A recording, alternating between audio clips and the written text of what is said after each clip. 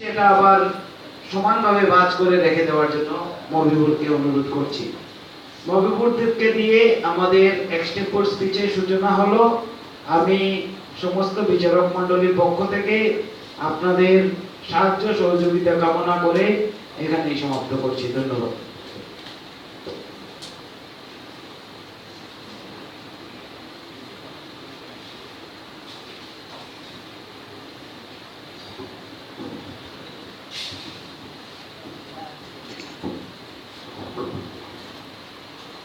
শ্রদ্ধাভাজন আর্যভট্ট সায়েন্স সেন্টারের সভাপতি মহোদয় এবং এই সেন্টারের সঙ্গে যুক্ত বিভিন্ন কর্মচারী বৃন্দগণ এবং মঞ্চে উপবিষ্ট বিচারক মণ্ডলী ও বিভিন্ন স্কুল থেকে আগত বিদ্যার্থীরা ও তাদের সঙ্গে আগত শিক্ষক।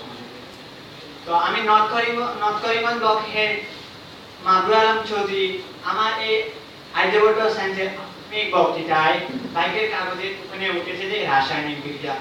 সো আমি রাসায়নিক বিজ্ঞান সম্বন্ধে অত্যন্ত সংক্ষেপে বলার জন্য চেষ্টা করব, কেন সময় অত্যন্ত।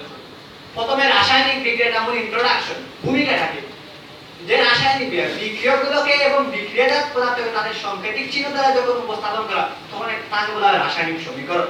আর রাসায়নিক সমীকরণ যখন চতুর্দিকে যখন একটা বিক্রিয়া করে, বিক্রিয়া করার পর তার সংকেতিক চিহ্ন দ্বারা যখন উপস্থাপন করবে, বিক্রিয়া মানে সংযোজন করার পর, তখন তাকে বলা হবে রাসায়নিক বিক্রিয়া। রাসায়নিক বিক্রিয়ার মধ্যে অনেকটা আছে, যেমন প্রতিস্থাপন বিক্রিয়া, সংযোগ বা সংযোজক বা যুগাত্মক বিক্রিয়া, এরকম অনেক রকম আছে। যেমন সংযোগ বিক্রিয়া যেমন হলো যখন দুই বা ততোধিক মৌল বা যৌগ যুক্ত হয়ে একটি নির্দিষ্ট সংকেতিক চিহ্ন দ্বারা উপস্থাপন করে তখন তাকে সংযোগ বা সংযোজক বা সংযোজন বিক্রিয়া বলে।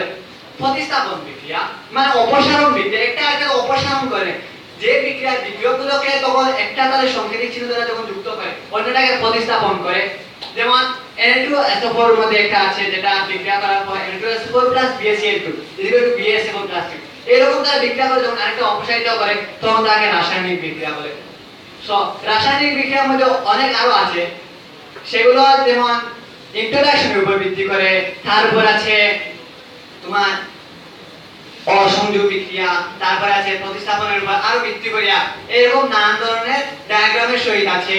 যেমন AgNO3 এরকম যখন একটা সূর্যালোকের সাথে বিক্রিয়া আছে, তারপরে যখন আগ্নেয়গিরির পর সূর্যালোকের যেমন AgNO3 NaCl এটার সাথে একটা বিক্রিয়া করে, বিক্রিয়া করার পর তার যে নির্দিষ্ট যেটা উপস্থাপন করবে সেটাই হবে তার একটা রাসায়নিক বিক্রিয়া। রাসায়নিক বিক্রিয়া অতি সংক্ষেপে মানে তার বেশ কিছু এখানে করে যখন তাদের সংযোগ করা হবে তখনই সংক্ষেপে তাদেরকে বলা হবে রাসায়নিক বিক্রিয়া।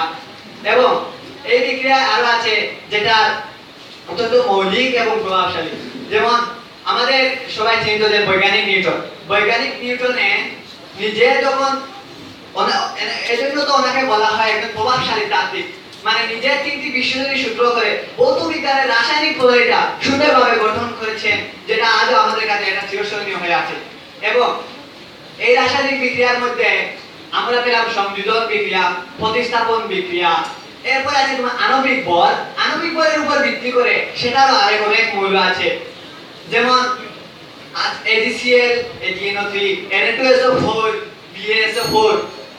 সো আমি ধন্যবাদ অল অফ ইউ, এবং যদি কোনো ভুল ত্রুটি হয়ে থাকে তাহলে দয়া করে মার্জনা করবে। ধন্যবাদ। Thanks for all.